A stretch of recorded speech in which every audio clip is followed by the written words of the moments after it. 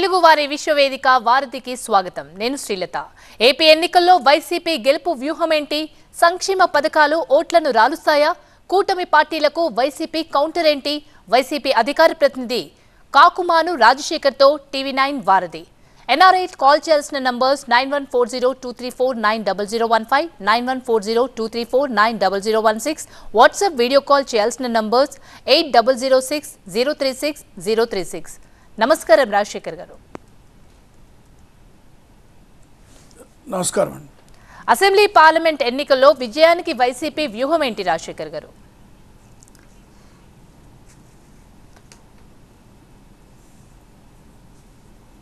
Assembly parliament ఎన్నికలకు YCP వ్యూహము అంటున్నారు. పెద్దగా అందులో వ్యూహం ఏం లేదు. ఎందుకంటే మేము పొత్తుల్ని నమ్ముకోలేదు, లేదా మరొకరిని నమ్ముకోవాలి. మేము ఎన్నికలకు వెళ్ళడం లేదు. కేవలం ప్రజలను నమ్ముకొని మాత్రమే వెళ్తున్నాం. ప్రజలకు ఇచ్చినటువంటి హామీలు తూచా తప్పకుండా నెరవేర్చాం కాబట్టి ధైర్యంగా ఒంటరిగా మేము ఎన్నికలకు వెళ్ళబోతూ ఉన్నాం. ఎందుకంటే మరి 19 ఎన్నికల్లో నవరత్నాల ద్వారా మేము ఇచ్చినటువంటి ప్రతి హామీ కూడా తూచా తప్పకుండా నెరవేర్చాం కాబట్టి మేము ధైర్యంగా ఎన్నికలకి వెళ్ళగలుగుతున్నాము తప్పితే దానికి ఏదో వ్యూహాలు రచించాల్సినటువంటి అవసరత లేదు అనేటువంటిది మా అభిప్రాయం. ఓకే, తాజాగా రిలీజ్ అయిన బీజేపీ ఎంపీ అభ్యర్థుల జాబితాపై మీ పార్టీ స్పందన ఏ విధంగా ఉంది?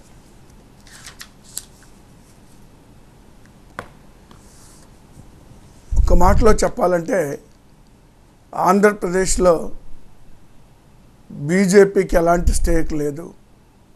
బీజేపీకి ఓట్లు సీట్లు లేనటువంటి పరిస్థితుల్లో బీజేపీ పార్టీ ఉంటే మరి తెలుగుదేశం పార్టీతోటి జనసేన తోటి కలిసి మూడు పార్టీలు కూడా ఎన్నికలకు వెళ్తున్నటువంటి సందర్భంలో సీట్ల సర్దుబాటు అనేటువంటిది 3 పార్టీలు కూడా చేసుకోవడం జరిగింది. ఇప్పటికీ కూడా ఈరోజే మరి ఒక్కటికొక్కటిగా వాళ్ళ ఎవరికైతే కేటాయించారో సీట్లు వాళ్ళు రిలీజ్ చేయడం జరుగుతూ ఉంది. లిస్టు వాళ్ళు ఎవరిని అభ్యర్థులుగా నియమించుకున్నా కూడా మరి మాకు ఎలాంటి అభ్యంతరం లేదు. మా గెలుపుకి మరి చాలా క్లియర్గా దగ్గరగా మేము ఉన్నాం. వాళ్ళ అభ్యర్థుల గురించి మేము ఆలోచన చేయడం లేదు. ప్రజలు నమ్ముకున్నాం కాబట్టి ప్రజలు మమ్మల్ని ఆశీర్వదిస్తారనేటువంటి పూర్తి విశ్వాసం మాకుందండి. ఓకే, శ్రీధర్ రెడ్డి న్యూయార్క్ నుంచి కాల్ చేశారు. శ్రీధర్ రెడ్డి గారు నమస్తే అండి. నమస్తే సార్. 2 క్వశ్చన్స్ ఉన్నాయండి సార్. యాక్చువల్గా మాకు జగన్మోహన్ రెడ్డి గారు అంటే చాలా అభిమానం సార్. వైఎస్ఆర్సీపీ అంటే లాస్ట్ టైం చాలా వరకు మా వాళ్ళంతా వర్క్ చేశారు. కానీ సార్ యాక్చువల్గా సంక్షేమం ఓకే, కానీ సంపద సృష్టిస్తూ సంక్షేమం చేస్తే బాగుండేది. కానీ డెవలప్మెంట్ లేకపోవటం, పరిశ్రమలు రాకపోవడం, పెట్టుబడులు లేకపోవటం, చెప్పాలంటే అసలు ఈ 4 సంవత్సరాల 10 నెలలు ఎలాంటి డెవలప్మెంట్ లేకుండా కనీసం రోడ్లు కూడా వేయలేని దుస్థితిలో ఉంటే చాలా బాధ అనిపిస్తుంది సార్. జగన్ ఎందుకు గెలిపించుకున్నామా అని. దానికి ఏమంటారు? సెకండ్ క్వశ్చన్ ఏంటంటే ముఖ్యంగా సార్ ఇప్పుడు ఆయన ఇద్దరు సిస్టర్సే వైఎస్ఆర్సీపీకి ఓటు వేయొద్దు అని సునీత గారు, షర్మిల గారు చెప్తున్నారు కదా. కాబట్టి సొంత సిస్టర్సే చెప్పినప్పుడు ఇంకా రాష్ట్రంలో ఉన్న సిస్టర్స్ ఓట్లు ఎలా వేస్తారు? తర్వాత సార్ ముఖ్యంగా ఇంకొకటి ఏంటంటే గొడ్డలిపోటును గుండెపోటుగా ప్రసారం చేయించిన మేధావి ఎవరు? సాక్షి టీవీలో ఫస్ట్ టైం వచ్చింది అది. ఆ రోజు మర్డర్ జరిగినప్పుడు గొడ్డలిపోటును గుండెపోటుగా ప్రసారం చేయించిన మేధావి భారతిరెడ్డి గారా, జగన్ రెడ్డి గారా చెప్పండి.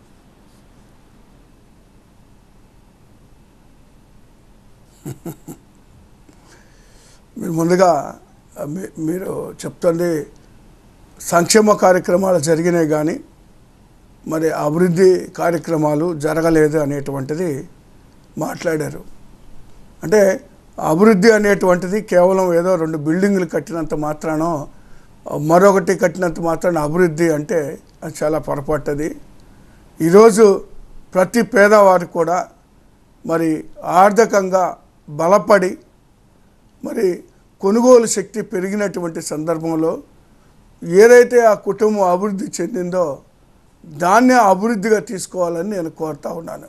ఎందుకంటే గ్రామాల్లో మరొక పక్క గ్రామాల్లో చూస్తే మరి లేదా పట్టణాల్లో కానివ్వండి, స్కూల్ బిల్డింగ్స్ ఏ విధంగా అభివృద్ధి చేశారు, రైతు భరోసా కేంద్రాలు ఏ విధంగా అభివృద్ధి చేశారు, హెల్త్ క్లినిక్స్ ఏ విధంగా అభివృద్ధి చేశారు, ఇలా చెప్పుకుంటే మెడికల్ కాలేజెస్ ఉన్నాయి అభివృద్ధి చేసినటువంటి. మరి ఇలాంటి ఎన్ని అభివృద్ధిగా కనపట్టలేదంటే మరి దానికి ఏమని సమాధానం చెప్పాలో నాకు అర్థం కావట్లేదు. ఇంకో పక్క చూస్తే మరి మీరు పెట్టుబడులు రావడం లేదు అని చెప్పారు. మరి పెట్టుబడులు మరి వైఎస్ఆర్ కాంగ్రెస్ పార్టీ అధికారంలోకి వచ్చిన తర్వాత మరి ప్రతి సంవత్సరం అంటే 2019 నుంచి చూస్తే మరి 73 ప్రాజెక్టులు అంటే 34,696 కోట్ల రూపాయలు ఈ ప్రాజెక్టులకు రావడం జరిగింది 2019లో. అదేవిధంగా చూస్తే 9,840 కోట్లు 42 ప్రాజెక్టులు 2020లో చూస్తే, ఆ విధంగా 21లో 47 ప్రాజెక్టులు వచ్చినాయి, 10,000 కోట్ల రూపాయలు పైబడి పెట్టుబడులు వచ్చినాయి. 22లో 46 ప్రాజెక్టులు వచ్చినాయి, 45,217 మరి కోట్ల రూపాయల పెట్టుబడులు వచ్చినాయి. అదేవిధంగా 2023 చూస్తే 26 ప్రాజెక్టులు అంటే 7,135 కోట్ల పెట్టుబడులు వచ్చినాయి. అంటే మొత్తంగా చూస్తే 1,103 కోట్ల రూపాయలు పెట్టుబడులు రావడం జరిగింది ఈ రాష్ట్రానికి. మరి రాలేదు అని దయచేసి దుష్ప్రచారాలు నమ్మద్దని నేను కోరుతా ఉన్నాను. ఆ తర్వాత వచ్చేసి మీరు మాట్లాడినటువంటి మాట నేను కొంత అభ్యంతరం తెలియజేస్తూ ఉన్నాను. వివేకా గారి హత్యకు సంబంధించి గొడ్డలిపోటుని మరి గుండెపోటు అని ఎవరు మాట్లాడారు అనే దాని మీద మీరు వాళ్ళ పేర్లు మరి జగన్మోహన్ రెడ్డి గారు పేరు కానివ్వండి, భారతి గారి పేరు కానివ్వండి ప్రస్తావించడం అనేటువంటిది సరైనటువంటి విధం కాదు. అది అలా క్రియేట్ చేయాల్సినటువంటి అవసరం లేదు. అది వాళ్ళకి సంబంధించినటువంటి విషయం కూడా కాదని మీరు దాన్ని మరి వీళ్ళు క్రియేట్ చేశారేమో అని మీరు డౌట్ ఎక్స్ప్రెస్ చేశారు. అలాంటిది ఏం లేదు. పొరపాటున మరి ముందుగా గుండెపోటు అనేటువంటిది వార్తలు రావడం జరిగింది. మాకు కూడా అదే సమాచారం మొట్టమొదటిగా మాకు అందిన సమాచారం కూడా అలాగే ఉంది. తర్వాత అవినాష్ గారు వచ్చిన తర్వాత స్వయంగా చూసిన తర్వాత మరి అది హత్య అనేటువంటి నిర్ధారణ చేసుకున్న తర్వాత ఆయన పోలీస్ డిపార్ట్మెంట్కి ఫోన్ చేయటం, ఆ తర్వాత సమాచారం కూడా మీడియాకు కూడా ఇవ్వడం కూడా జరిగింది తప్పితే అందులో అసలు అంతగా దాని గురించి ఎక్కువగా మాట్లాడాల్సిన అవసరం లేదు. ఎందుకంటే సిబిఐ ఎంక్వైరీ అనేటువంటిది ఓ పక్క జరుగుతూ ఉంది. వాస్తవాలు బయటికి రావాలని మేము కూడా కోరుకుంటున్నాం. ఖచ్చితంగా ఎవరైతే దోషి ఉన్నారో వాళ్ళు ఖచ్చితంగా శిక్ష పడాలని, మరి దానికి ఎవరు బాధ్యులు మరి వాళ్ళ శిక్షింపబడాలని మాత్రం మేము ఖచ్చితంగా కోరుకుంటున్నామండి. రైట్, మరో కాలర్ మనోహర్ దుబాయ్ నుంచి కాల్ చేశారు. మనోహర్ గారు నమస్తే అండి. సార్ నమస్తే సార్, రాజశేఖర్ గారు నమస్తే. వారధి పోకరం మేడం. జస్ట్ ఇంతకుముందు ఒక నిమిషంలో కలర్ మాట్లాడతా అభివృద్ధి ఏం జరగలేదు గత 5 సంవత్సరాల నుంచి అని అన్నారు. నేను కూడా ఒకప్పుడు వేరే పార్టీలో ఉన్నాను, అంటే means in the sense I was very effective to other party. కానీ ఏంటంటే ఆ కాలర్ చెప్పిన మాటతో నేను ఏకీభవించట్లేదు సార్. ఎందుకంంటే అభివృద్ధి అంటే సార్కి మరి ఏం కావాలో తెలియదు, పెద్ద పెద్ద బిల్డింగ్లు కావాలో పెద్ద పెద్ద వేరే ఏం కావాలో తెలియదు. కానీ నాకైతే నేను అనుకున్న అభివృద్ధి ఏంటంటే, నేను ఒక 2 years బ్యాక్ మా విలేజ్కి వెళ్తే నేను చదువుకున్న స్కూల్స్ కానీ నేను చదువుకున్న గవర్నమెంట్ కాలేజ్ కానీ అంతా డెవలప్ అయినాయి సార్. ఇలా చదువుకోవడం ఇలా అవడం వల్ల ఏంటంటే ఇప్పుడు నేను చూసింది గత 2 సంవత్సరాల నుంచి మా విలేజ్లో, మాది నర్సరావుపేట అనే ఊరి దగ్గర విలేజ్, దొండపాడు అనే విలేజ్, దాదాపు ప్రతి గొంతు నుంచి ఒక వ్యక్తి యుఎస్ కానీ కెనడా కానీ ఆస్ట్రేలియా కానీ విలేజ్ చదువుకోవడానికి. వీళ్ళంతా రైతు పిల్లలు. ఎలా వెళ్ళడం జరిగిందంటే ఆ రైతులు అభివృద్ధి డెవలప్ అయ్యారు. ఎలా ఆ గవర్నమెంట్ ఇచ్చిన సబ్సిడీ వల్ల కానీ, గవర్నమెంట్ ఇచ్చిన ఎటువంటి ఈ రుణాల వల్ల కానీ, చక్కగా వాటర్ రావడం వల్ల కానీ, కాలువల వల్ల కానీ ఎలా అయినా కానీ డెవలప్ చెందారు. ఇలా డెవలప్ అవడం వల్ల మాత్రమే వాళ్ళ పిల్లలు వెళ్ళారు సార్ వేరే కంట్రీకి. రీసెంట్ గా చూస్తుంటే లాస్ట్ 6 months బ్యాక్ ఎన్ఆర్ఐ విద్య ద్వారా మా విలేజ్ నుంచి 2 విద్యార్థులు ఉత్తమ విద్యార్థులుగా గుర్తింపు పొంది వేరే దేశాలకు వెళ్ళారు సార్. నేను దీన్ని అభివృద్ధి అనుకుంటున్నాను. మరి వాళ్ళకి ఏం కావాలో తెలియదు, నాకైతే ఇది చాలా అభివృద్ధిగా ఉంది సార్. జగన్ గారు వచ్చినాక 2 years లో కరోనా వల్ల ఒక వ్యక్తి కూడా రోడ్డు మీద లేకపోయి ఉన్నారు సార్. మరి టీడీపీ అంటుంది రోడ్లు సరిగ్గా లేవు అని చెప్పి. 2 years అసలు రోడ్లే వాడలేదు, మాక్సిమం 2.5 years రోడ్లు వాడారు. అలాంటిది 2.5 years కి రోడ్లకి పడైపోయినాయి సార్. రోడ్లు బాగలేదు అంటున్నారు. నిజంగా అభివృద్ధి అంటే నేను చెప్పేది ఏంటంటే ఇంకొకసారి జగన్ గారు కనుక సీఎం అవుతే ఈ విద్యార్థులందరూ బాగా develop even including me what I'm saying actually we get sources and we going to donate to villages same way డిలెట్ going to promote to next level. దీన్ని నేనైతే అభివృద్ధి అనుకుంటున్నాను సార్. నేను చాలా అభివృద్ధి అంటున్నారు, ఇది ఎగ్జాంపుల్ సార్ అభివృద్ధి. అలా రైట్ అండి. రాజశేఖర్ గారు. అదే సార్, నేను కూడా అదే చెప్పానండి ముందుగా నా మాటల్లో మనోహర్ గారికి. థ్యాంక్ యూ సార్ మనోహర్ గారు. యా, రాజశేఖర్ గారు, తనకు నర్సాపురం టికెట్ రాకపోవడానికి కారణం జగనేనని రఘురామకృష్ణరాజు ఆరోపిస్తున్నారు. బీజేపీ అభ్యర్థుల్ని జగన్ ప్రభావితం చేసే అవకాశం ఉందంటారా?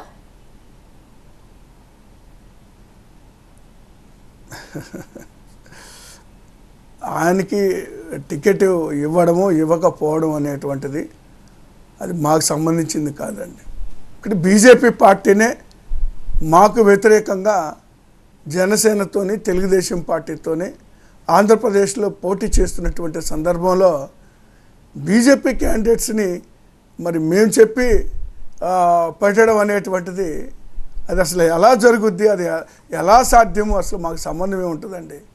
కాకపోతే ఏదో ఒక సాకులు చెప్పేటువంటి పని, అలాగే వైసీపీ మీద జగన్మోహన్ రెడ్డి గారి మీద బురద జల్లేటువంటి ప్రయత్నం తప్పితే మాకు ఎలాంటి సంబంధం లేదండి. ఓకే, ఇప్పటికే 4 సిద్ధం సభలు పూర్తి చేశారు. బస్సు యాత్రతో ప్రజల్లోకి వెళ్ళబోతున్నారు. ఇప్పుడు సంక్షేమ పథకాలే మమ్మల్ని గెలిపిస్తాయంటున్నారు. సంక్షేమ పథకాలు ఇవి కంటిన్యూ చేయబోతున్నారా? ఇంకా ఏవైనా కొత్త పథకాలు కూడా తీసుకురాబోతున్నారా? మీరు ఎలాంటి ప్లాన్తో మీరు ప్రజల్లోకి వెళ్తున్నారు? సంక్షేమ కార్యక్రమాలు అనేటువంటిది ఏవైతే మేము 19 ఎన్నికల్లో ఇచ్చామో దాదాపు వాటిని తూచా తప్పకుండా నెరవేర్చామండి. మరి 24 ఎన్నికల్లో ఈ సంక్షేమ కార్యక్రమాలే కొనసాగిస్తూ మరిన్ని కార్యక్రమాలు కూడా చేయడానికి రూపకల్పన చేస్తూ ఉన్నాం. సంక్షేమ కార్యక్రమాలు తగ్గేదేముండదు. ఇదే సంక్షేమ కార్యక్రమాలు మరిన్ని సంక్షేమ కార్యక్రమాలు ప్రజలకు ఇచ్చి ప్రజల యోగక్షేమాలు అన్ని రంగాల్లో కూడా చూడాలనేటువంటిది మా ముఖ్య ఉద్దేశం. ఎవరు మాట్లాడినా కూడా సంక్షేమ కార్యక్రమాలనే చూస్తున్నారు, అభివృద్ధి కార్యక్రమాలు చూడటం లేదు అని పదే పదే మాట్లాడుతూ ఉన్నారండి. నేను మరొకసారి కూడా చెప్పదలుచుకున్నాను, సంక్షేమ కార్యక్రమాలతోటి కూడా అభివృద్ధి కార్యక్రమాలు కూడా మరొక పక్క జరుగుతున్నాయని నేను గుర్తు చేస్తూ ఉన్నానండి. ఈరోజు ఆంధ్రప్రదేశ్లో పోర్టులు కానివ్వండి, ఫిషింగ్ హార్బర్లు కానివ్వండి, అంటే 4 పోర్ట్లు 10 ఫిషింగ్ హార్బర్స్ ఈరోజు పని జరుగుతూ ఉందండి. దాదాపు పూర్తి వచ్చినాయండి. మరి మెడికల్ కాలేజు 17 మెడికల్ కాలేజీలు ఈరోజు ఆంధ్రప్రదేశ్లో నెలకొల్పుతూ ఉన్నారండి. మరొక పక్క చూస్తే గ్రామ సచివాలయాలు తీసుకోండి, 15,000 పైబడి గ్రామ సచివాలయాలు మరొక పక్క జరుగుతూ ఉన్నాయి. ఈ విధంగా ఈరోజు పేదవాళ్ళకి ఇళ్ల నిర్మాణాలు చూడండి, 31 లక్షల మందికి ఇళ్ల పట్టాలు ఇచ్చి 22 లక్షల మందికి ఇళ్ళు కూడా దాదాపుగా పూర్తి చేసినటువంటి పరిస్థితులు ఉన్నాయండి. మరి ఇందాక కూడా మిత్రులు చెప్పారు, స్కూల్ బిల్డింగ్స్ సంబంధించి దాదాపు 45,000 స్కూల్ బిల్డింగ్స్ రాష్ట్రం మొత్తం మీద కూడా రెన్యువేట్ చేసి మరి ఇది ఇంటర్నేషనల్ స్టాండర్డ్స్ తోటి వాళ్ళకి కావాల్సిన పిల్లలకు కావాల్సినటువంటి అన్ని వసతులు భోజనంతో కలిపి అన్ని వసతులు కూడా మరి ఇంటర్నేషనల్ స్టాండర్డ్స్లో ఎడ్యుకేషన్ అందిస్తున్నటువంటి పరిస్థితులు ఉంది. మరి ముఖ్యంగా పేద పిల్లలకి ఇంగ్లీష్ విద్య అందిస్తున్నటువంటి పరిస్థితులు ఉన్నాయి. ఇదే దీన్ని డెవలప్మెంట్గా నేను చెప్పదలుచుకున్నాను.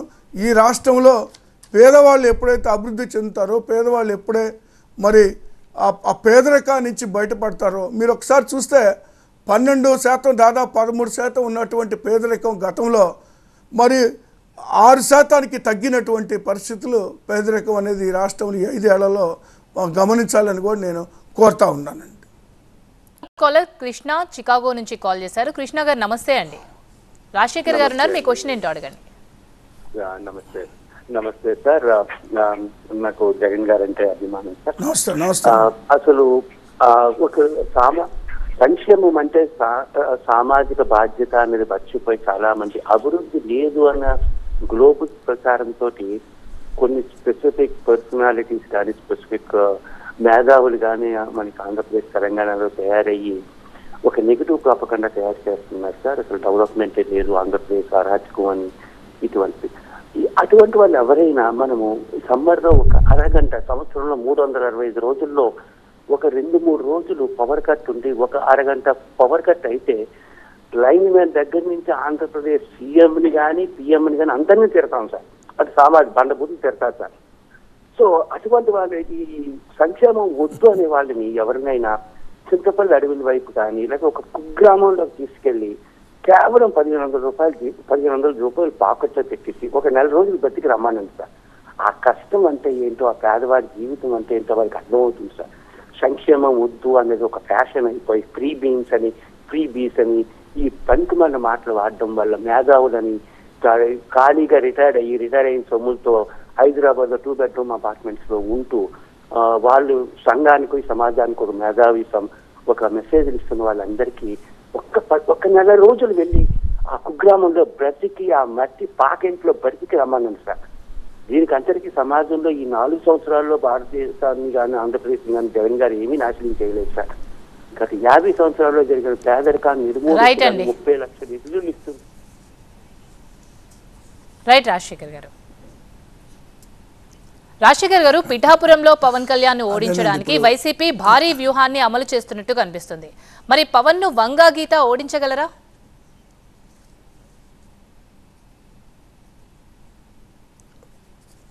వంగా గీత గారు చాలా సీనియర్ అండి.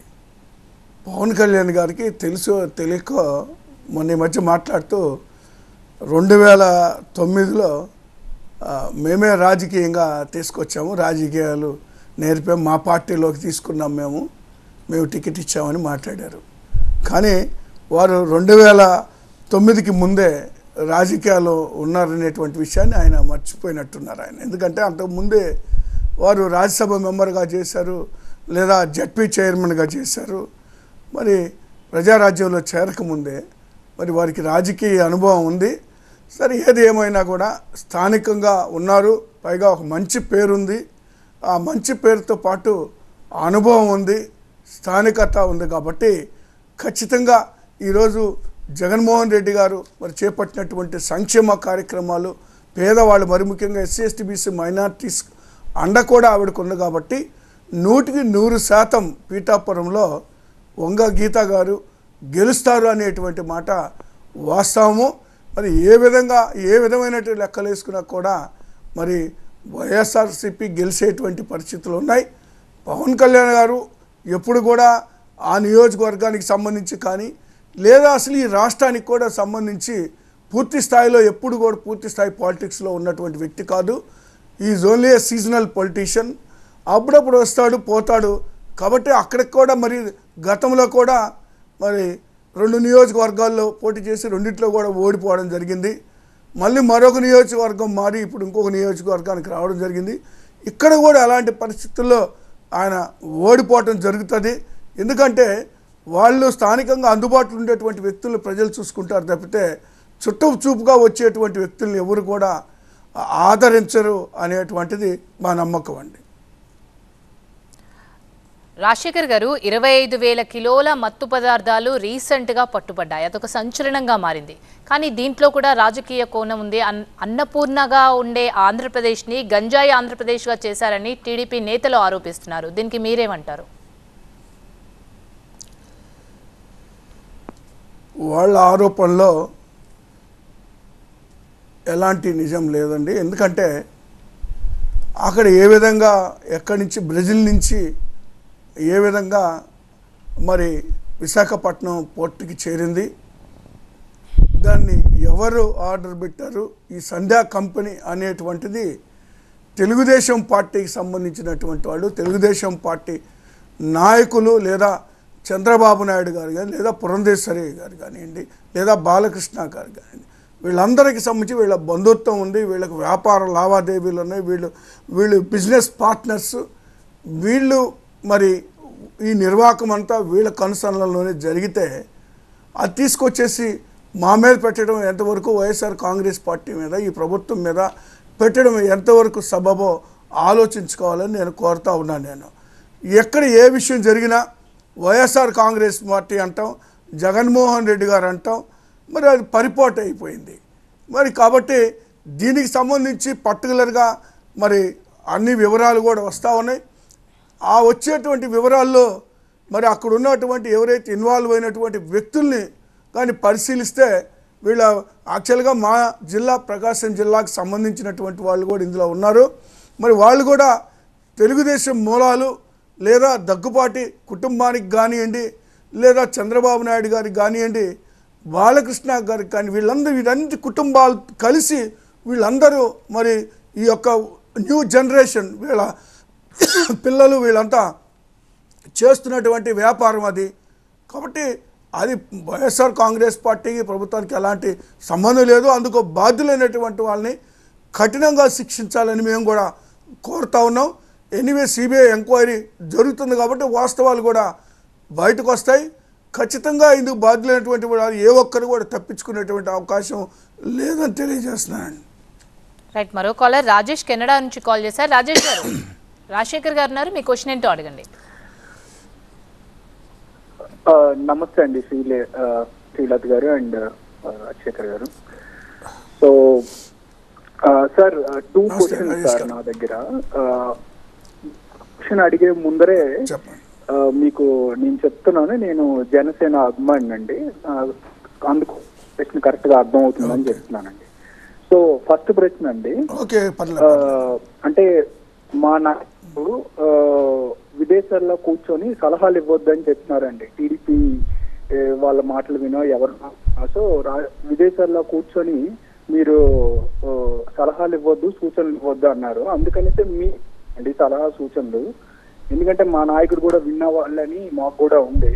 సో మీరు రూల్ తర్వాత ఖచ్చితంగా ఏబిఎన్ ని TV5 ని చేస్తామని మీ మేనిఫెస్టోలో పెట్టండి సార్. మీరు ఖచ్చితంగా ఈసారి 110, 120 కాదు 150 అయినా గెలుస్తారు.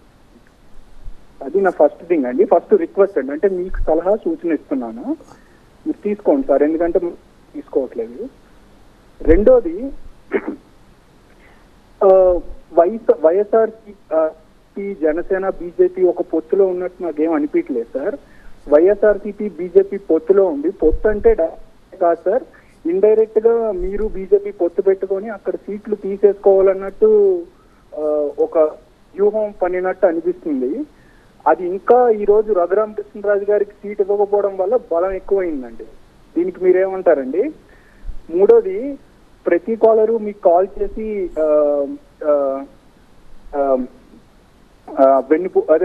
హూ కిల్డ్ బాబాయ్ అని అడుగుతున్నారు కదా, వీటికన్నా ముందర కేసులు హూ కిల్డ్ మామా, హూ కిల్డ్ ఇప్పుడు గీతాంజలి వరకు చెక్ చేసుకున్నా చాలా ఉన్నాయి.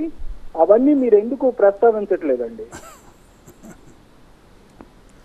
నోటు గురించి ఎందుకు మీరు ప్రశ్నించట్లేదు? రాజేష్ గారు ఇప్పుడు ఎన్టీఆర్ గారు మననానికి ఎవరు కారకులో, ఎన్టీఆర్ గారు పార్టీని ఎవరు హైజాక్ చేశారో, ఆ కుటుంబాన్ని ఏ విధంగా ఇబ్బంది పెట్టారో, ఆ కుటుంబం మరి ఆనవాళ్ళు కూడా లేకుండా రాజకీయాల్లో ఎవరు చేశారో ప్రజలందరికీ కూడా తెలుసు. అందులో కొత్తగా మేము చెప్పాల్సిందేం లేదు. అది చంద్రబాబు నాయుడు గారి ఆధ్వర్యంలో ఈ కార్యక్రమాలు జరిగినాయి అని అందరికీ తెలిసిన విషయమే. అది వెన్నుపోటు రాజకీయాలు అనేటువంటిది. అది అలా ఉంచితే మీకు సలహాలు ఇవ్వద్దు, విదేశాల్లో ఉండని మీ నాయకుడు చెప్పారు అని మీరు చెప్తున్నారు పవన్ కళ్యాణ్ గారు. మాకైతే ఎలాంటి అభ్యంతరం లేదు. ఎక్కడుండైనా సరే మీ సూచనలు సలహాలు ఇవ్వచ్చు. 5 కోట్ల ఆంధ్ర ప్రజల సంక్షేమం కోసం మీరు ఎక్కడి నుండి సలహాలు ఇచ్చినా కూడా స్వీకరించడానికి మేము సిద్ధంగా ఉన్నాం. మాకు ఏదైనా లోటుపాట్లున్న తప్పులున్న మా పరిపాలనలో మాకు చెప్తే ఖచ్చితంగా సరిదిద్దుకొని ప్రజలకు మెరుగైన పరిపాలన అందించడానికి మా వంతు మేము కృషి చేస్తాము. తర్వాత మీరు టీవీ ఛానల్స్ దుష్ప్రచారాలు చేస్తున్నాయి అని కూడా మాట్లాడారు.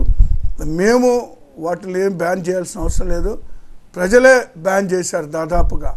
ఏదైతే టీవీ ఛానల్స్లో తప్పుడు ప్రచారాలు చేస్తూ ఉన్నారో వాళ్ళ విషయంలో మరి ఖచ్చితంగా ప్రజలు వాళ్ళని తిరస్కరిస్తారు. ప్రజలే ఆ ఛానల్స్ని అవాయిడ్ చేస్తారు.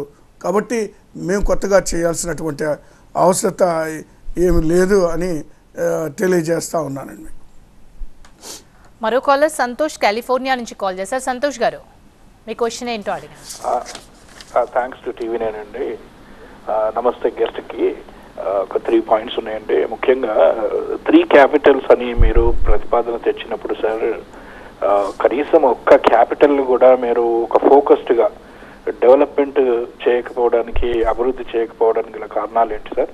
సెకండ్ ఏంటంటే, ముఖ్యంగా లాస్ట్ టైం ఎన్నికల ముందు జగనన్న స్పెషల్ స్టేటస్ గురించి 25 పార్లమెంట్ సీట్లు ఇస్తే మెడల్ వంచుతాను అని బాగా పెద్ద బిల్డప్ ఇచ్చారు కదండి. మరి గెలిచిన తర్వాత పోరాటం చేసింది లేదు, నిలదీసింది లేదు, గట్టిగా అడిగింది లేదు. మోడీ గారి కాళ్ళు పట్టుకున్నట్టుగా ఒకసారి వీడియో కూడా వచ్చింది. మరి అంతా ఎందుకు దిగజారిపోయారు? భయపడ్డారా? 30 కేసులు నెత్తి మీద సిబిఐ కేసులు ఉన్నాయని. తర్వాత ఏంటంటే, మీరు పరిమల్ నత్వాని అని ఒక రిలయన్స్ కు సంబంధించినటువంటి మనిషికి ఇచ్చారు కదా సార్ రాజ్యసభ సీటు. ఆయన ఎన్నడూ కూడా పార్లమెంటులో విభజన హామీల గురించి కానీ, రీఆర్గనైజేషన్ బిల్లు గురించి కానీ, ఆంధ్రప్రదేశ్ గురించి కానీ మాట్లాడింది లేదు.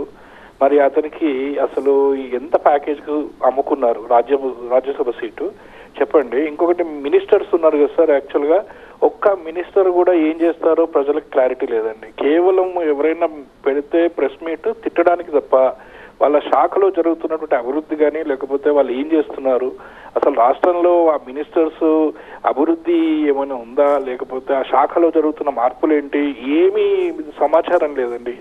ఒక సకలపాక మంత్రి ఎవరో ఉన్నారు, ఆయన సజ్జల అని సంథింగ్, ప్రతిదానికి ఆయనే తప్ప ఏ ఒక్క మంత్రి కూడా శాఖపరమైనటువంటి ఈ విషయాల గురించి ఈ 4 ఏళ్లలో అయితే లేదండి. అసలు ఆ మంత్రులు పేరుకు మంత్రులా, లేకపోతే క్యాబినెట్ లో మరి ఎందుకున్నట్టు అన్నది అసలు తెలియదండి. ఇంత దరిద్రంగా, నికృష్టంగా, చండాలంగా ఎందుకు గవర్నమెంట్ నడిపారన్నది తెలియదండి. దాని గురించి చెప్పండి.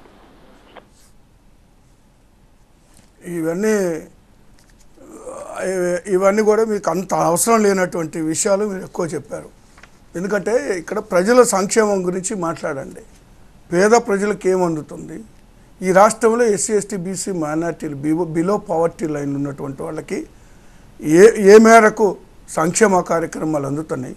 ప్రజల్ని ఏ విధంగా కోవిడ్ టైంలో దాదాపు 2 సంవత్సరాలు పైబడి ఏ విధంగా బ్రతికించుకున్నామో, ఈ ప్రభుత్వం ఏ విధంగా అండగా నిలబడింది అనేటువంటి విషయాలు. మరి ఈరోజు గ్రామాల్లో అభివృద్ధి చెందుతున్నటువంటి ఈ స్కూల్స్ గురించి మాట్లాడండి, రైతు భరోసా కేంద్రాల గురించి మాట్లాడండి, లేదా విలేజ్ క్లినిక్స్ మాట్లాడండి, ఫ్యామిలీ డాక్టర్స్ గురించి మాట్లాడండి. ఎన్నో ఉన్నాయి. ఈరోజు మెడికల్ కాలేజీలు పెడుతున్నటువంటి పరిస్థితులు ఈ రాష్ట్రంలో ఉన్నాయి.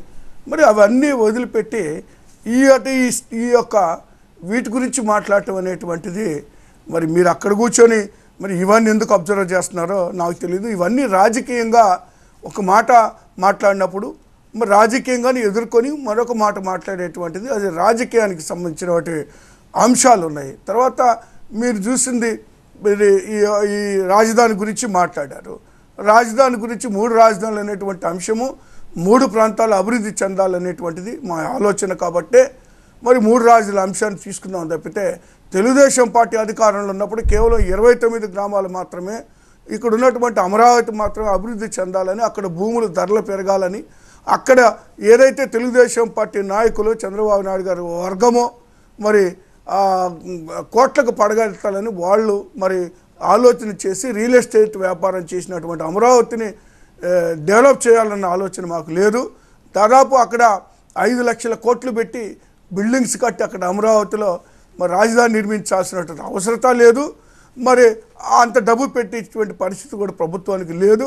కేవలం ఒక 10,000 కోట్ల రూపాయలు పెట్టి మాత్రమే ఈ 3 ప్రాంతాలకు కూడా ఒక 10 లక్షల కోట్ల రూపాయలు కానీ పెట్టగలిగితే మొత్తం అభివృద్ధి చెందేటువంటిది అవకాశం ఉంది. మరి ఎందుకంటే నేను 1,00,000 కోట్లు పెట్టి కనీసం ఇన్ఫ్రాస్ట్రక్చర్కే 1,10,000 కోట్ల రూపాయలు ఎంతో ఎస్టిమేట్ చేశారు గతంలో కూడా ఇన్ఫ్రాస్ట్రక్చర్కి మాత్రమే. మరి అలాంటి సందర్భంలో మరి 10,000 కోట్లతో మాత్రం ఈ యొక్క ప్రాంతాన్ని, ఈ 3 ప్రాంతాలు కూడా అభివృద్ధి చేయడానికి మేము ఒక నిర్ణయం తీసుకున్నాం.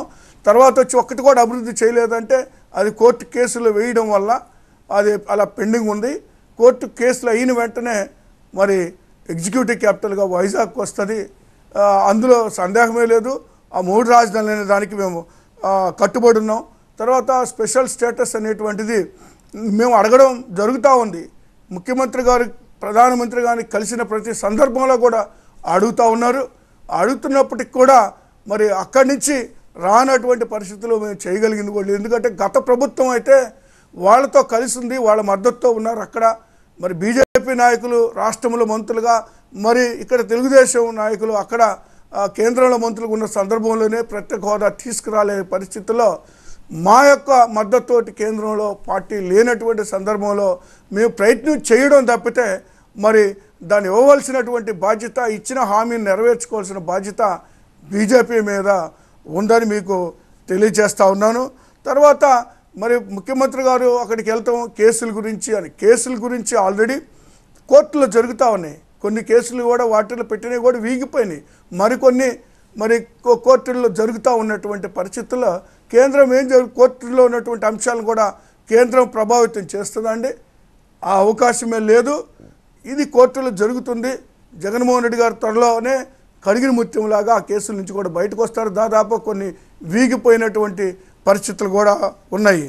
పోతే మంత్రులు మరి వారి శాఖల గురించి మీరు విన్నారో లేదో మరి అక్కడుండి అనేక సందర్భాల్లో వాళ్ళ శాఖలకు సంబంధించినటువంటి సమాధానాలు టీవీ ఛానల్స్లు మరి అనేక సందర్భాల్లో మాట్లాడారు. అలాగే ఎప్పుడైనా ఎదుటి వ్యక్తులు విమర్శ చేసినప్పుడు ప్రతి విమర్శ అనేటువంటిది రాజకీయాలు సహజంగా చేస్తున్నటువంటి సందర్భాలు ఉంటుందని గుర్తుపెట్టుకోవాలని కోరుతా ఉన్నానండి. 3 రాజధానులకు మేము ఫిక్స్ అని మీరు ఇప్పుడు చెప్తున్నారు. కానీ 3 రాజధానుల పేరుతో ఏ ప్రాంతాన్ని కూడా అభివృద్ధి చేయలేదు అనే విమర్శలు ఉన్నాయి. వాటికి మీరు ఏం చెప్తారు?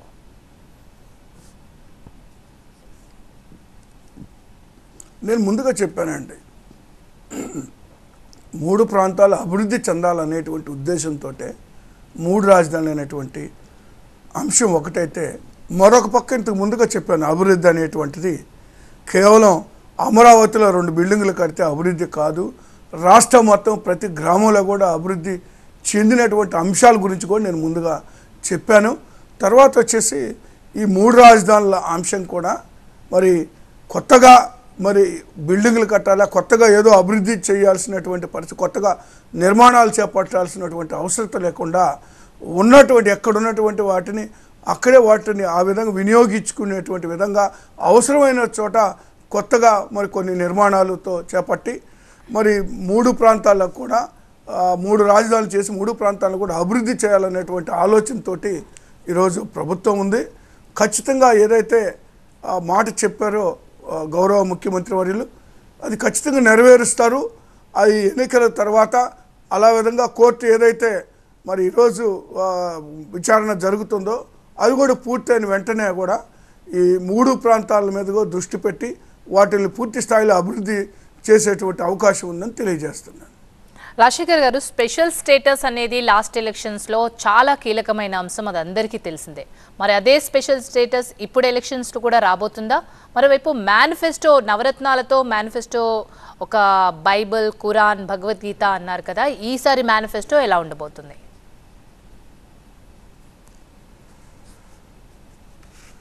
స్పెషల్ స్టేటస్ అనేటువంటిది ఈ అంశం అది కంటిన్యూ అవుతూ ఉంటుంది. ఖచ్చితంగా అది వచ్చే వరకు వైఎస్ఆర్ కాంగ్రెస్ పార్టీ దాని మీద పోరాటం చేస్తూనే ఉంటాం.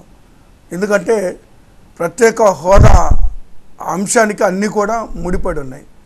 ఎప్పుడైతే ప్రత్యేక హోదా వస్తుందో అన్ని రంగాల్లో కూడా రాష్ట్రం ముందుకెళ్ళటానికి, అభివృద్ధి చెందడానికి అవకాశం ఉంది. కాబట్టి దానికి మేము కట్టుబడే ఉన్నాము. తర్వాత వచ్చి నవరత్నాలు ద్వారా మీరు చెప్పింది కరెక్టే. మా ఏదైతే నవరత్నాలు ఉన్నాయో లేదా ఏదైతే మా మేనిఫెస్టో ఉందో దాన్ని ఒక బైబిల్ గానో, భగవద్గీత గానో, ఖురాన్ గానో మేము భావిస్తూ ఉన్నాము అనేటువంటి మాట వస్తాము. మేము అంతే గౌరవిస్తాం. ఎందుకంటే గత ప్రభుత్వం ఏదైతే తెలుగుదేశం ఉందో 14 నుంచి 19 దాకా, 14లో వాళ్ళు ఇచ్చినటువంటి మరి మేనిఫెస్టో వెబ్సైట్ నుంచి 19 ఎన్నికల్లో దాన్ని తీసివేయడం జరిగింది. ఎందుకంటే వాళ్ళు ఇచ్చినటువంటి 650 హామీలు వాళ్ళు నెరవేర్చలేదు కాబట్టి ఆ మేనిఫెస్టోని వెబ్సైట్ నుంచి తొలగించడం జరిగింది. కానీ మీరు చూసుకోవచ్చు, మేము ఏదైతే 19లో మా మేనిఫెస్టో ఇచ్చాం ఇప్పటికీ ఉంటుంది. అది రేపు 24 ఎన్నికలకు ఉంటుంది, 29 ఎన్నికలకు ఉంటుంది. మాది మేనిఫెస్టో అనేటువంటిది మేము ఎక్కడ కూడా దాన్ని తొలగించలేదు. ఎక్కడ కావాలన్నా దొరికే విధంగా మా మేనిఫెస్టో ఉంటుంది. ఎందుకంటే మేము ఇచ్చినటువంటి హామీలు, మా మేనిఫెస్టోలో ఉన్నటువంటి పొందుపరిచినటువంటి అంశాలు తూచా తప్పకుండా మేము నెరవేరుస్తున్నాం. కాబట్టి మా మేనిఫెస్టో అలా ఉంచుతాం. ఇంకా మేనిఫెస్టోని మెరుగుదిద్ది మరి కొత్త అంశాలను కూడా చేర్చి మరి రాబోయే రోజుల్లో ఎన్నికల్లో సరికొత్త మేనిఫెస్టోని కూడా మేము విడుదల చేస్తాం. సీఎం జగన్ పాలనలో అభివృద్ధి జరగలేదు అని ప్రతిపక్షాల విమర్శలకి మీరిచ్చే సమాధానం ఏంటి?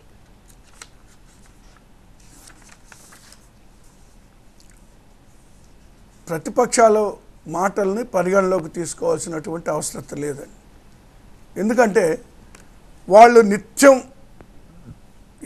వాళ్ళు బురద జల్లేటువంటి కార్యక్రమం ప్రభుత్వం మీద, జగన్మోహన్ రెడ్డి గారి మీద అది ఒక పనిగా పట్టుకొని వాళ్ళు చేస్తూ ఉన్నటువంటి పరిస్థితులు చూస్తూ ఉన్నాం.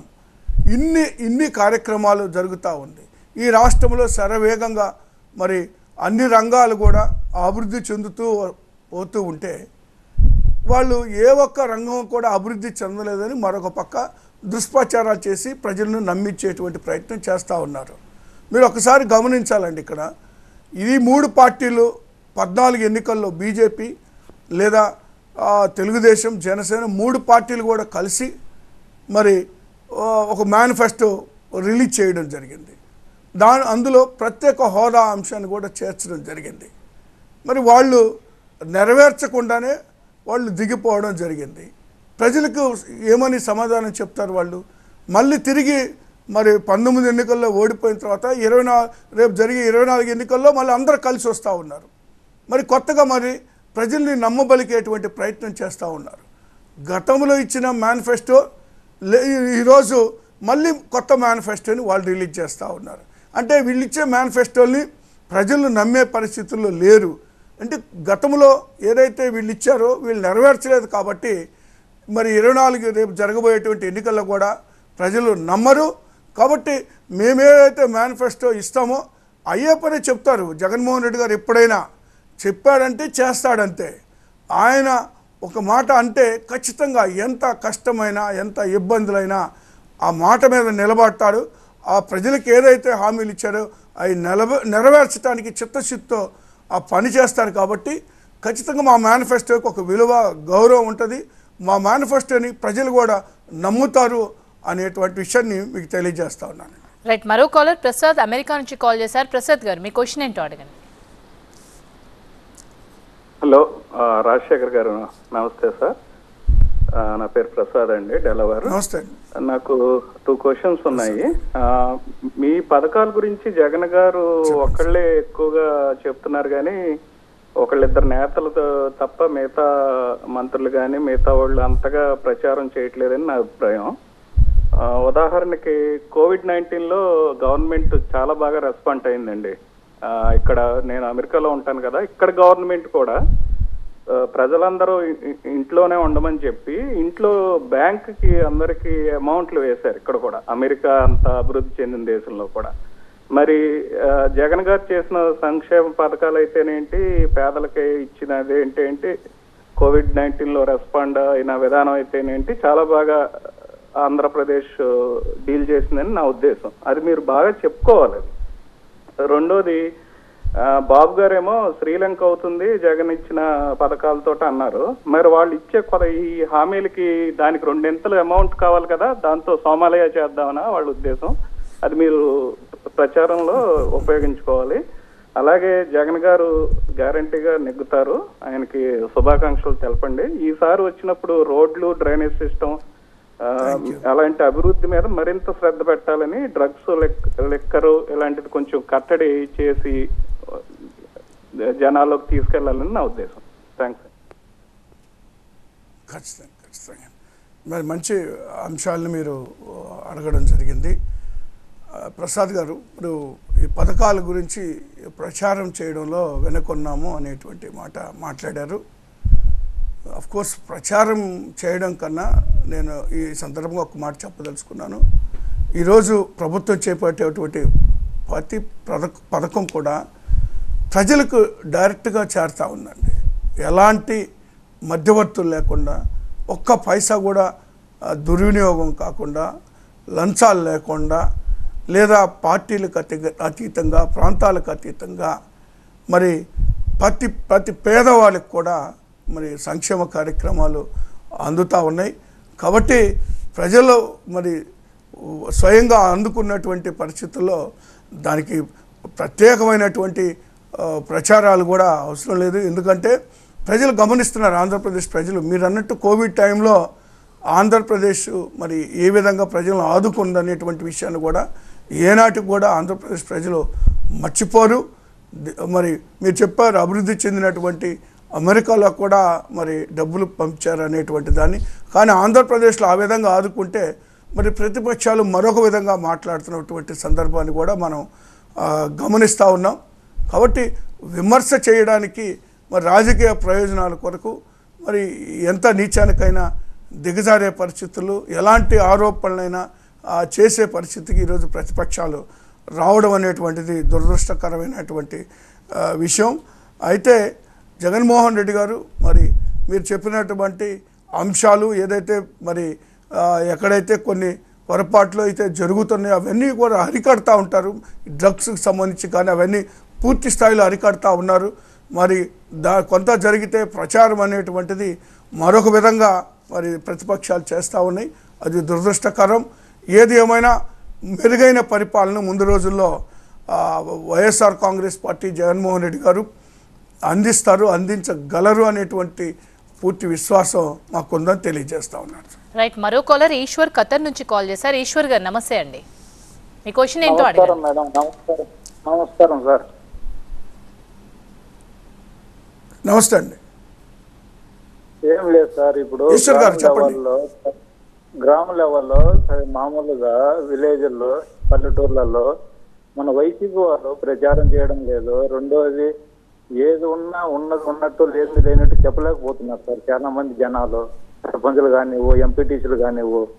ఎందుకంటే మనం చేసేటువంటి మేలు ప్రజల్లోకి తీసుకెళ్ళలేకున్నారు. మెయిన్ ఆయనేమో అన్న ఇస్తున్నాడు, కింద వీళ్ళేమో చెప్పుకోలేకున్నారు. మేము ఇలా చేస్తున్నాము, ఇలా చేస్తాము అనేది చెప్పుకోలేకున్నారు ఫస్ట్ది.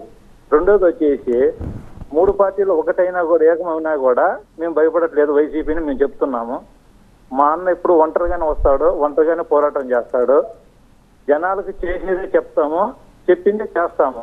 మా అన్న మాట మా మాట ఎప్పటికీ ఒకటే సార్. అది కాకపోతే జనాలలోకి మీ ద్వారా నేను చెప్పేది ఏంటంటే జనాలలోకి గ్రామాలలో మామూలుగా అన్న ఇలా చేశాడు మళ్ళీ వచ్చి ఇలా చేస్తాడు అనేది తీసుకెళ్ళాలి సార్ మనం ముఖ్యంగా.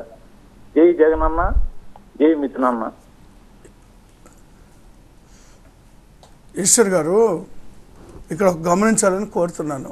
జగన్మోహన్ రెడ్డి గారు అధికారంలోకి వచ్చిన నాటి నుంచి కూడా ప్రజల మధ్యలోకి నాయకుల్ని పంపడం, ఎమ్మెల్యేలని పంపడం, మంత్రుల్ని పంపడం, ఎంపీలని పంపడం చాలా ఆనవాయితీగా జరుగుతూ ఉంది. గడప గడప కార్యక్రమాల ద్వారా ప్రతి ఇంటికి ఏదైతే సంక్షేమ కార్యక్రమాలు చేశారో మరి ఒక కార్డు ఇచ్చి ఆ కార్డు మీద ఈ ఇంటికి ఇన్ని సంక్షేమ కార్యక్రమాలు అందినాయి, ప్రభుత్వం నుంచి ఇంత డబ్బు ఈ ఇంటికి అందిందనే ఒక లెక్క కూడా తీసుకెళ్ళి ప్రతి ఇంట్లో కూడా కార్డు ఇవ్వడం జరిగింది. ఎక్కడైనా మరి అందనటువంటి పరిస్థితులు ఎవరైనా మిస్ అయితే తిరిగి వాళ్ళకు కూడా సంక్షేమ కార్యక్రమాలు అందటానికి కూడా చర్యలు కూడా తీసుకున్నారు. కాబట్టి గ్రౌండ్ లెవెల్లో మరి ప్రజలను కలవడం కానివ్వండి, ప్రజల సమస్యలు తెలుసుకోవడంలో కానివ్వండి, వైఎస్ఆర్ కాంగ్రెస్ పార్టీ ముందు ఉంది అనేటువంటి విషయాన్ని నేను తెలియజేస్తూ ఉన్నాను. గతంలో ఏంటంటే ఎన్నికలు అయిన తర్వాత మళ్ళీ 5 సంవత్సరాలు ప్రజల మధ్యలోకి వెళ్ళేవాళ్ళు. కానీ జగన్మోహన్ రెడ్డి గారు వైఎస్ఆర్ కాంగ్రెస్ పార్టీ అధికారంలోకి వచ్చాక, జగన్మోహన్ రెడ్డి గారు ముఖ్యమంత్రి అయ్యాక మరి ప్రతి గడప కూడా నాయకులు తొక్కుతున్నటువంటి పరిస్థితుల్లోనే ప్రతి గడపలో సమస్యలు తెలుసుకొని పరిష్కరిస్తున్నటువంటి పరిస్థితులు ఉన్నాయి. కాబట్టి ప్రజలకు దగ్గరగా ఉన్నారు, ఎలాంటి ఇబ్బంది లేదు. సంక్షేమ కార్యక్రమాలు అందుకున్నటువంటి ప్రజలు మర్చిపోయేటువంటి పరిస్థితులు కూడా లేదు. ఖచ్చితంగా మరి రాబోయే రోజు ఎన్నికల్లో వైఎస్ఆర్ కాంగ్రెస్ పార్టీని మరి ప్రజలు మర్చిపోరు. ప్రజలకి చేసినటువంటి సేవను వాళ్ళు ఏమాత్రం మర్చిపోరు అనేటువంటి విశ్వాసం మాకుంది. ఖచ్చితంగా మాకు విజయాన్ని చేకూరుస్తారని మేము నమ్ముతున్నామండి. రాజశేఖర్ గారు, టీడీపీ జనసేనలో టికెట్ దక్కని అసంతృప్తులను వైసీపీలోకి ఆహ్వానించే అవకాశం ఉందంటారా? ఎన్నికలప్పుడు చాలా సహజంగా ఈ పార్టీలో నుంచి ఆ పార్టీలోకి వెళ్ళటం, ఆ పార్టీలో నుంచి ఈ పార్టీలోకి రావడం, ఈ సహజ ప్రక్రియ ఇది జరుగుతూ ఉంటుంది. మేము ప్రత్యేకంగా మేమేం ఆహ్వానించాల్సిన పరిస్థితి లేదు. లేదా మా పార్టీ మరి వాళ్ళు వస్తే మేము టికెట్లు ఇవ్వాలా అని మేము వెయిట్ చేయాల్సిన అవసరం మాకు లేదు.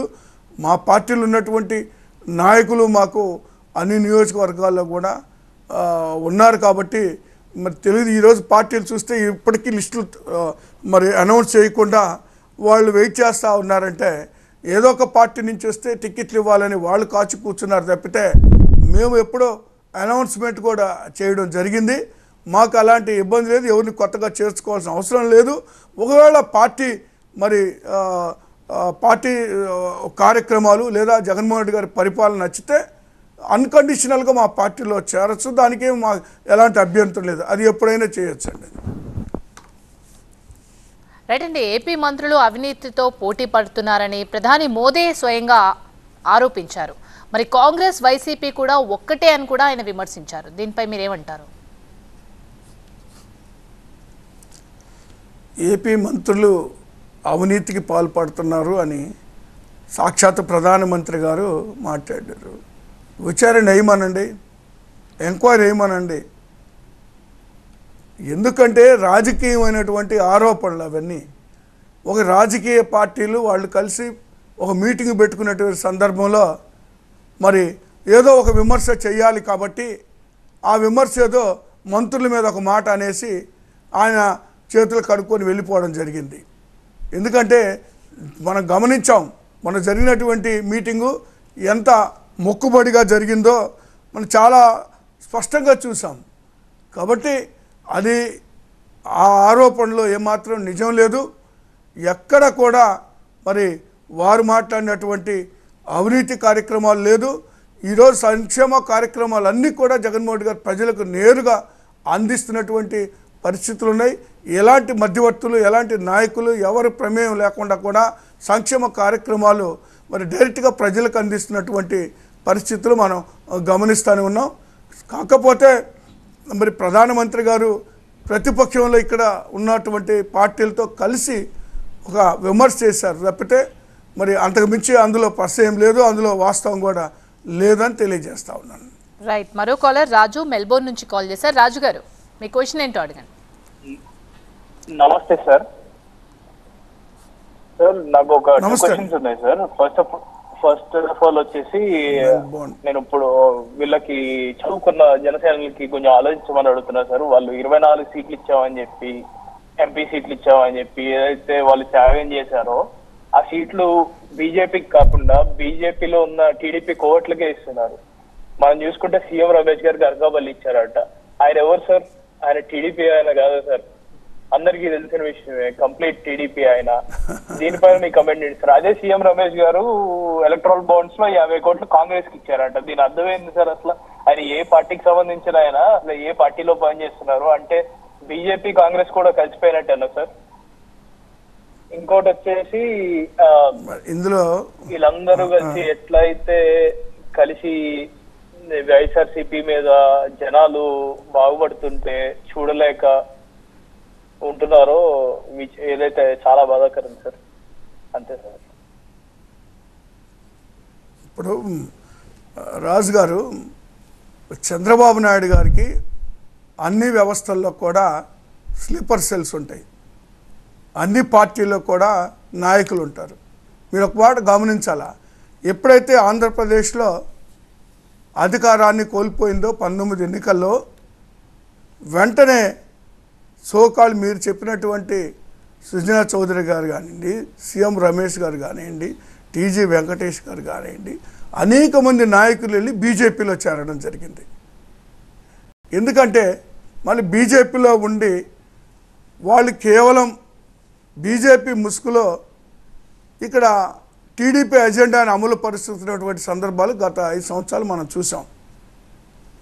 మీరు ఎప్పుడైనా గమనించుంటారు, ఏ రోజు కూడా చంద్రబాబు నాయుడు గారిని వాళ్ళు విమర్శ చేసినటువంటి పరిస్థితి లేదు. బీజేపీలో ఉన్నా కూడా కేవలం వాళ్ళ మీద ఉన్నటువంటి మరి కేసులు తప్పించుకోవాలనో లేదా చంద్రబాబు నాయుడు గారి మీద ఉన్నటువంటి కేసుల్ని మరి ఏదో ఒక విధంగా ఆయన్ని రక్షించటానికో వీళ్ళు అక్కడ బీజేపీలో చేరి మరి పనిచేస్తున్నటువంటి పరిస్థితులు అందరూ గమనిస్తూనే. ఈ టికెట్ కేటాయింపులు కూడా మీరు ఒకసారి చూస్తే తెలుగుదేశం పార్టీలో వాళ్ళే జనసేనలోకి వెళ్తారు, జనసేనలో వాళ్ళే తెలుగుదేశంలోకి వస్తారు, బీజేపీ వాళ్ళు మరి తెలుగుదేశంలో ఉంటారు, జనసేనలో ఉంటారు, మళ్ళీ వీళ్ళు బీజేపీ టికెట్స్. అంటే 3 పార్టీల్లో కేవలము లెక్కకు టికెట్లు పంచుకున్నారు తప్పితే కేటాయింపులు మాత్రం అందరూ కలిసి అన్ని పార్టీల వాళ్ళు కలిసే కేటాయింపులు చేసుకున్నటువంటి పరిస్థితులు, నియోజకవర్గాలు వాళ్ళు కేటాయించినటువంటి పరిస్థితులు మనం చూస్తూ ఉన్నాం. ఇదంతా మ్యాచ్ ఫిక్సింగ్ చేసుకుంటూ ఉన్నారు. కానీ దాని గురించి మేమేం ఆలోచన చేయడలా. వాళ్ళు ఎన్ని చేసినా ఎంతమంది కలిసినా ప్రజలను నమ్ముకొనుంది వైఎస్ఆర్ కాంగ్రెస్ పార్టీ. జగన్మోహన్ రెడ్డి గారు ఒంటరి పోరాటం చేయడానికి మరి ఆనాడైనా ఈనాడైనా సిద్ధంగా ఉన్నారు. అనేక సందర్భాల్లో మాట్లాడటం జరిగింది జగన్మోహన్ రెడ్డి గారు. ఈ యొక్క మరి ఈ పేదవాళ్ళకి పెత్తందారులకి జరుగుతున్నటువంటి యుద్ధం అని. కాబట్టి ఈరోజు పేదవాళ్ళ పక్షాన వైఎస్ఆర్ కాంగ్రెస్ పార్టీ జగన్మోహన్ రెడ్డి గారు ఉన్నారు. ఖచ్చితంగా రేపు 24 ఎన్నికల్లో వైఎస్ఆర్ కాంగ్రెస్ పార్టీ మరొకసారి విజయదుందుబి మోగిస్తుంది అని తెలియజేస్తా ఉన్నాను. రైట్, థ్యాంక్ యూ రాజశేఖర్ గారు వార్తలో జాయిన్ అయినందుకు. ఇది ఇవాల్టి వార్ది. చూస్తూనే ఉండండి టీవీ9.